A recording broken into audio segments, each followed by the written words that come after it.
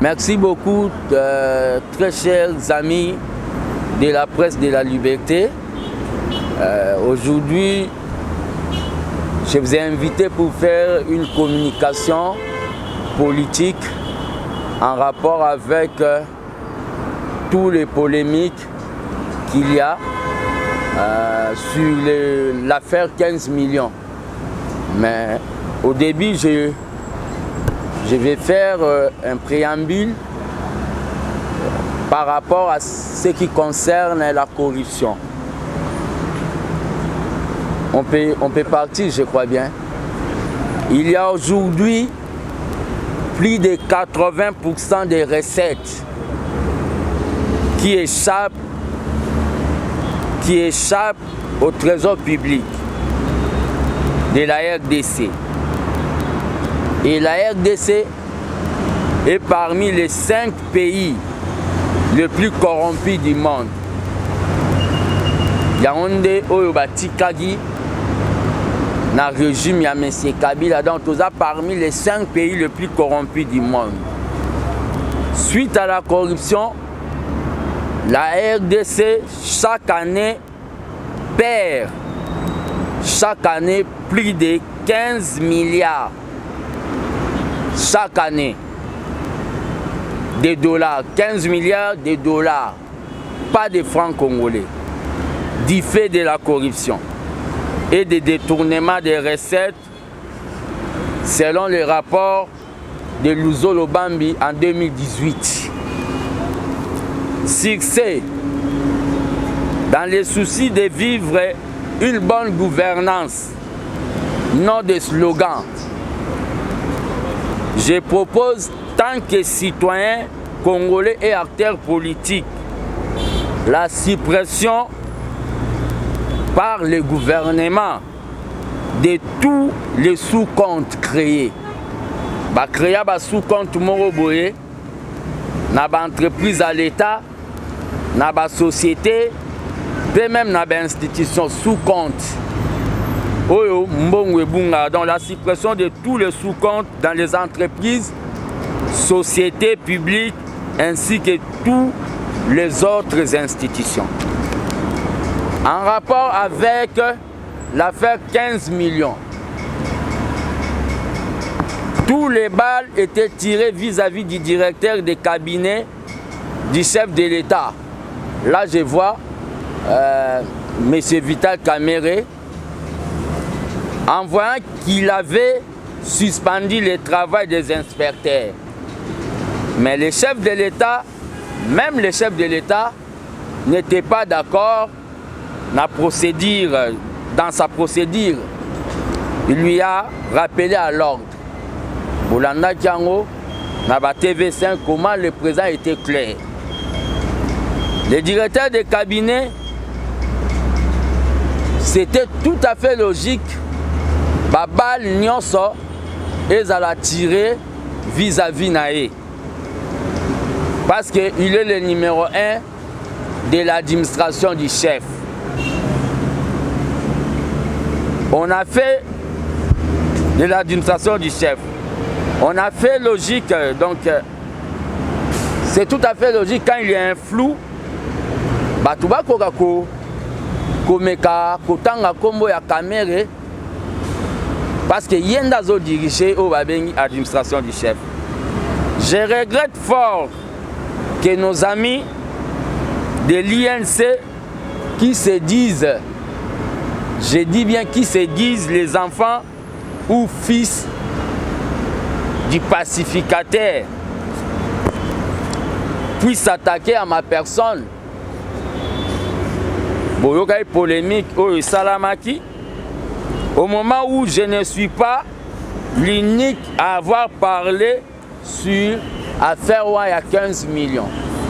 Je comprends très bien, Babouara Kakao Balobi, Libanga la manga côté là.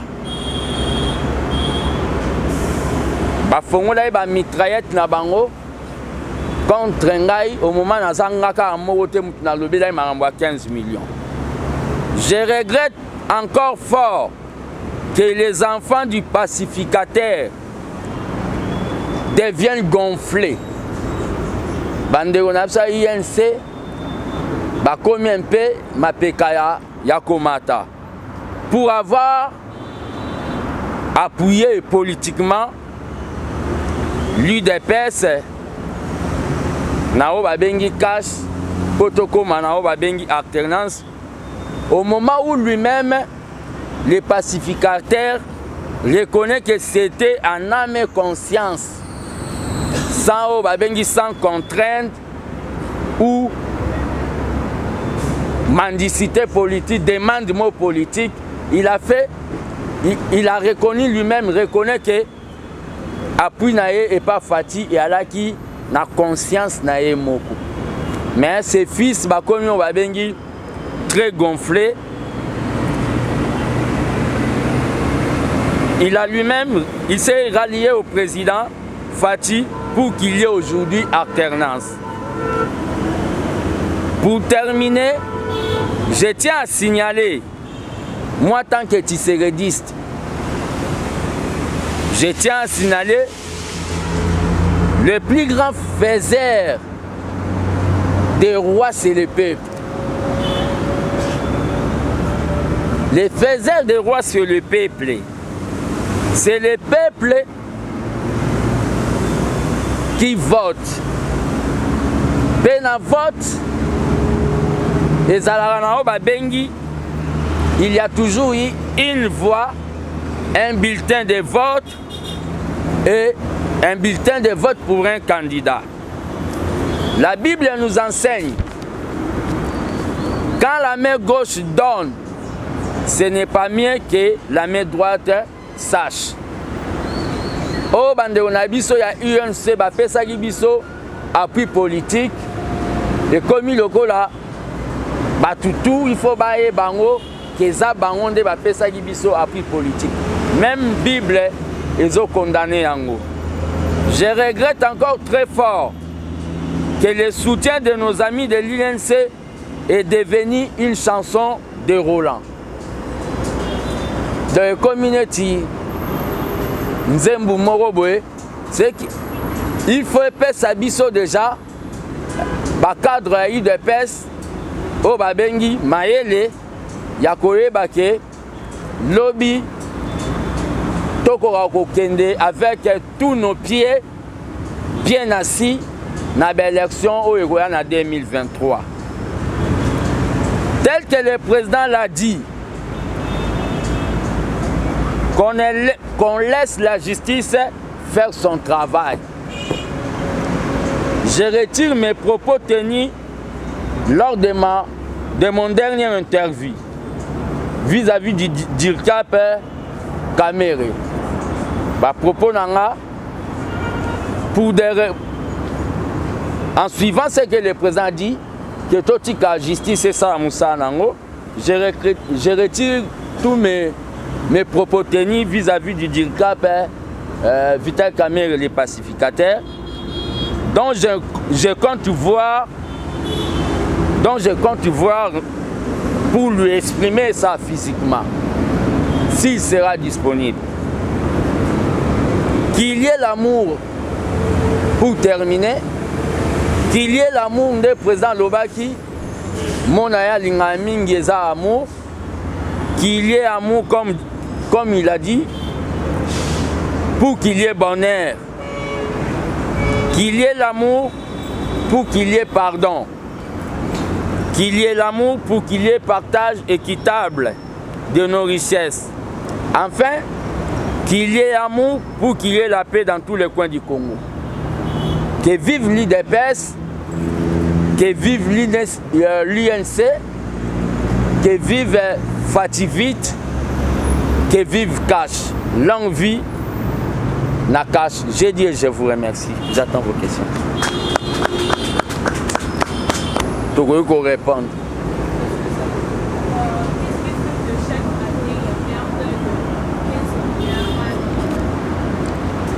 « 15 milliards. Na eza suite na o babengi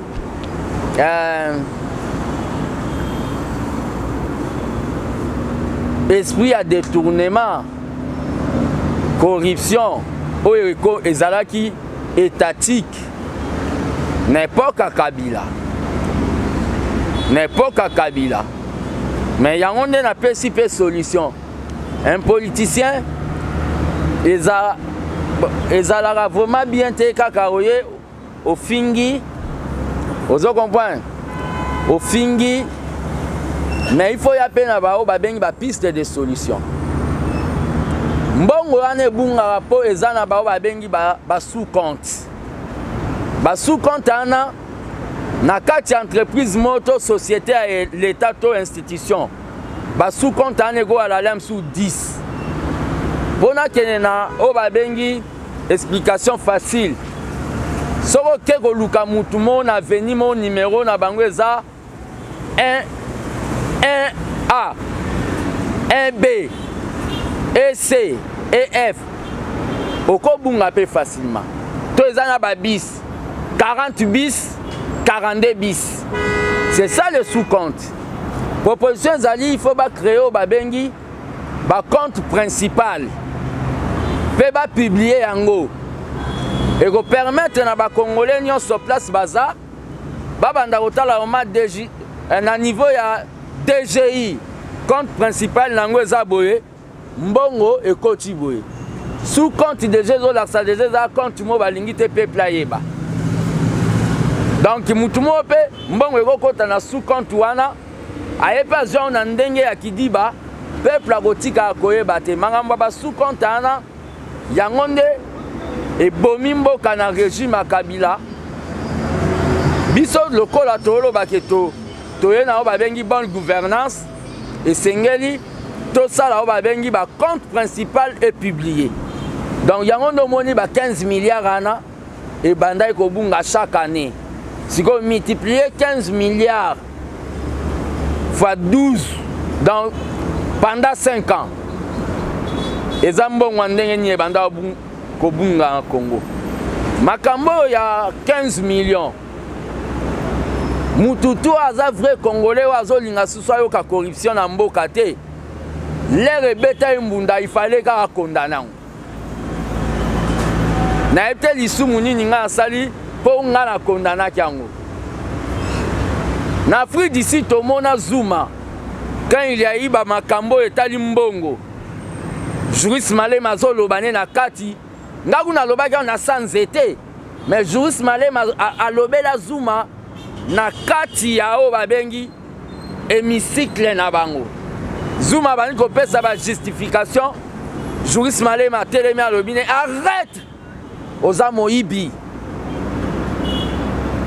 non le problème qu'il y a eza na o babengi question de maturité politique donc c'est tout simplement na ba tolingi te vraiment qui na fait un mandat na biso baya koloba ke mbongo mo ebungaki mutu moko pe na Congo aza supérieur na loi te batu il faut baye bango soto lobe état de droit même Fati aza supérieur na loi te maza ba ben une personne sacrée il faut toye bayango soki to memia on ndengwana batu tu ba obango ba ben mbongo à l'état. Les imbéciles ne ba se ravisarate hein ozoko moi ezaka ba imbécile nde soit lobi likambo atikali o ba bengi statique mais un homme o aza na conscience le mokonzi mboka lobi justice et ça maram nango il faut totika justice et ça la maram nango ba propos nanga pe ko influencer justice vous comprenez justice il fait ça là et en autonomie nango. Ça, c'est un point. Je suis le gardien du temple de la démocratie. Et le but est que le col a retiré ma propos. Non, non, non. Et le but bongotin, peuple congolais, on dit mandimi, on a pas boy pour toi la liberté. Il y a une importance dans un moment où tout ça. Je dis même la vérité dans ma propre maison UDPS. Et ça, babengi, et c'est le moment même un jour dans Zalate, peuple congolais l'aime suivre Kanisanga Tanango. la vérité au balobi la bouche de la vérité. Il y a des autres crélenga benemi même et belé vis-à-vis même il y a mes propres frères nakati UDPS. Une autre question. Kobanga ba menace. Je n'ai jamais eu nabanga jamais ba menace à Mobutu. Nabanga jamais ba menace ya Kabila. Menace ya un citoyen oya monike allo babongo problème sous ba PC poste. Est-ce qu'il y a vraiment une cause ou non? Chaque jour, moi, j'ai vu des menaces, même des menaces de mort. Question à Moussou Alaki.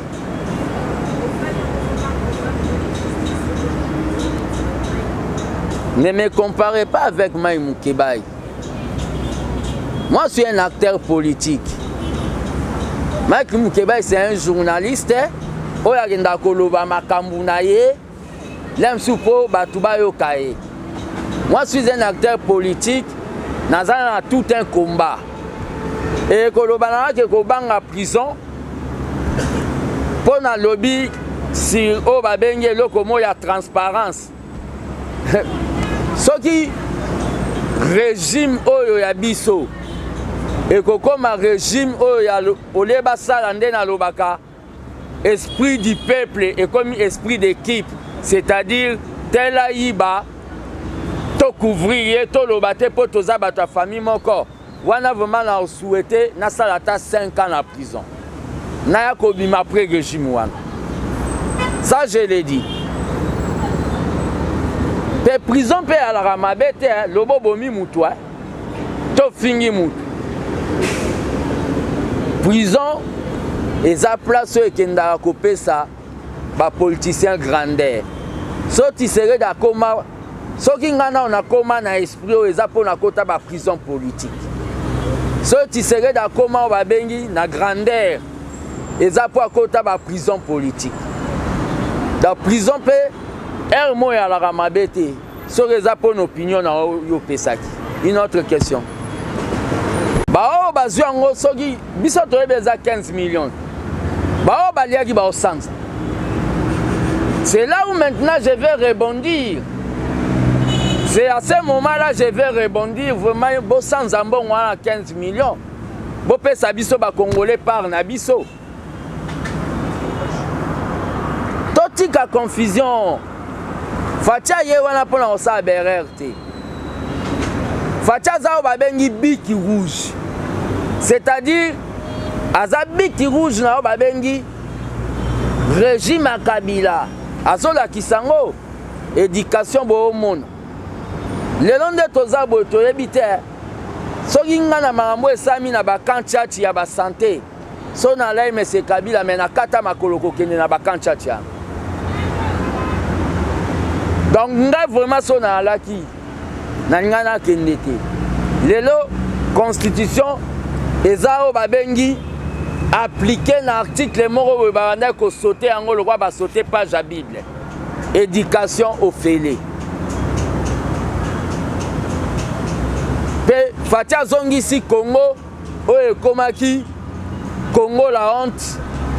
Azongi si on a o ba bengi concert des nations. Fatia zongi si ango. Mais to sukaka atena ko kumisa bongo. Mais il faut tous en avoir un contrôle. Contrôle il fait ça là. Contrôle il fait ça là. Et ça c'est que mutumo batangi kombone na faire moko. Ba pire petit nemo ba bimi ba ndu ko non. Mamba politique eza mamba wenge BCBGT to maison mère oyo batake JB Koto yo ba Sankara ba Mosaka ba leki ba répondre batake wera koto ba Sankara baleki ba répondre. Et ça bongo te. Même qu'il y a c'est quoi justice et katana makamnango. So justice et kati makamnango. Et ça verrait que eza le directeur de cabinet de Achaki Maboko na katuana. Normalement na vie mutako tambola na moninga moyibité. Et senga toka bwana na biso. Normalement, biso toyaki ça la bonne gouvernance, toyaki ça la transparence. Mais Bible et lobby batumi balé so ba otambwa nzia ba yo kanté singa bakabwa. Mais toujours souhaité en côté. Mais comme le président a dit justice et ça la maramnango, c'est pour cela moi j'ai retiré mes propos. Oh, na lobby là qui 15 millions comme tous les autres Congolais au Bavanda Kolobé là. Il y a le président a dit ça tant que père de la nation, mais toutefois passer babo sanango sur justice et salami. Ça je l'ai dit. Le président depuis longtemps le baraka cheval de bataille na yeza réconciliation nationale. Nano abimal nakatite. Mais la réconciliation nationale n'exclut pas ce qu'on appelle la justice. Au moins Kabila na lo bakango na sana bino émission na bi to supposer Kabila ndenga zalaka na kingakati wana ferme na ye. Na tina ke abimi azwin tababatu ya voisin ferme na kingakati. Siko papa wana o bazwaka ntabane po bakotsa wana ferme na kingakati. Lelo état de droit ko papa na ke kofunda na justice. Mbalamoko président de la République a roté les mabité toloba réconciliation nationale. Est-ce que papa wana akoyoka président de la République? Akoyokete. La réconciliation nationale, ça a toujours été précédé dans la justice. C'est ça ce que moi je peux répondre. Na komi na matete, mbonwa wenze, total ango na kanto batutu babando landele, ko pousser peuple banda ko landela. Ko créer babiloko ba cache ana, yango ndezo salake. Mais je crois bien le président de la République,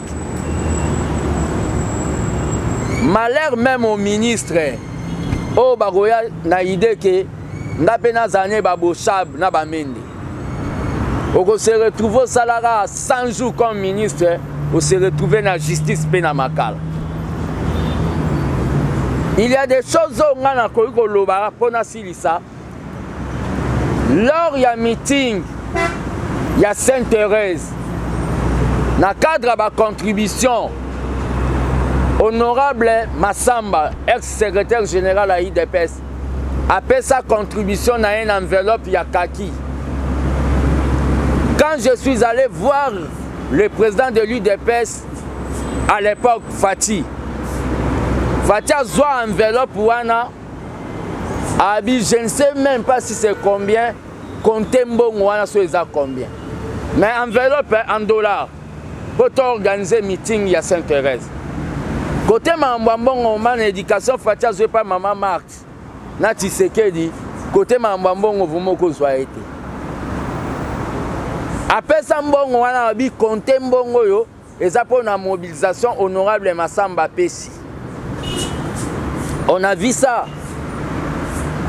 Le problème est que nous voulons tout simplement que tout diriger bien pour tout salo babengi fatigué.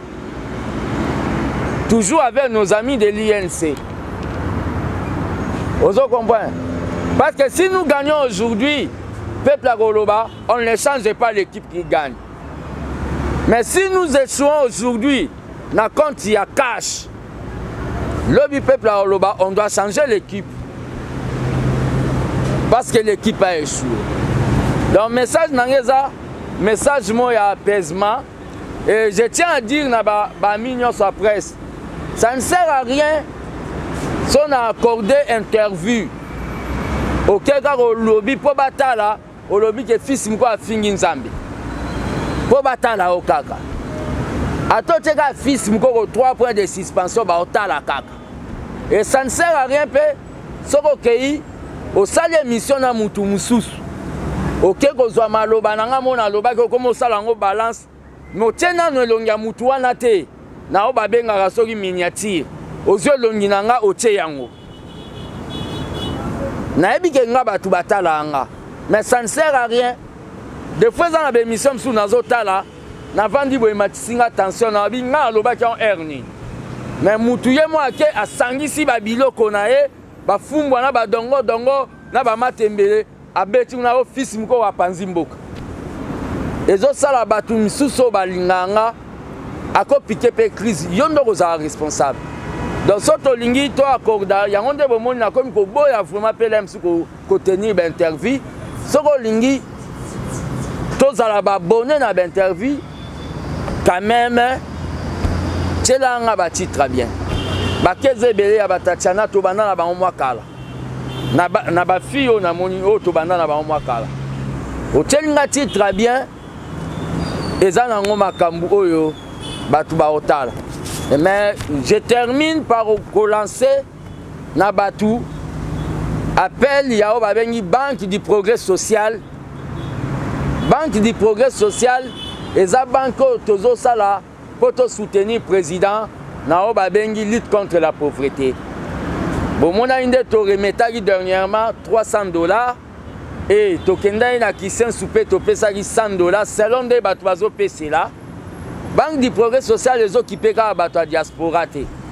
Même yo aux aliawa, au Kolika Kobenga na numéro nanga plus 243 85 084 65 55.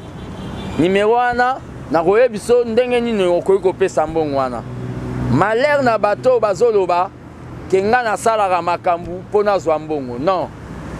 Na sala raté boza na confiance na bo mona l'air bo pesa bambongo ya $1 pour Fati na kenda kocha na loba na batu mutu moko atelema aloba kenga na tindaka mbongo pour la campagne ya Fati mais na mona quittance te. Je garde jusqu'à présent ba quittance nyonso ya finka place na banda kocha mbongo. Nous devons aider. Le président ne doit pas jouer avec tous les 11 maillots dans un terrain de football. À l'objet que chacun doit faire au hasard capable de là où il est. Nous devons aider le président, non à théorie, mais aider dans l'action, le lobby Banque du Progrès Social, Autobandi na ba mama veuve, lobby pe ekokoma et pas ba jeune, na ba bengi ba activité informelle. Je tiens à vous remercier. Ceux qui na lobby mabe, bolimbi singa ba o bolanda. Ceux qui paient na lobby bien te, vous na plus de 43 85 084 65 55 pour améliorer façon ya koloba parce que nul n'est parfait. Merci.